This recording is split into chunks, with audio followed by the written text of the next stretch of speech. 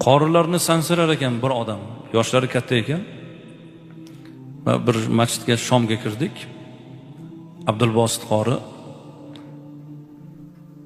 gaplashib tursak, kelib ko'rishdilarda haligi hojaga.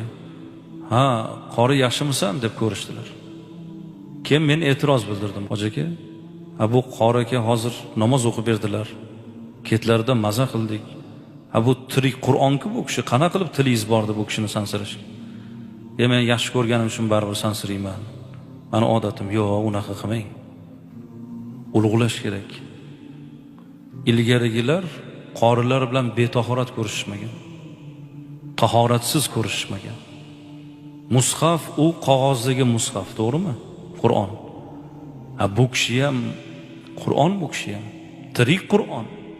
Bu kishining qalbida bor. Tahoratsiz ko'rishishmagan qorilar bilan. Shu darajada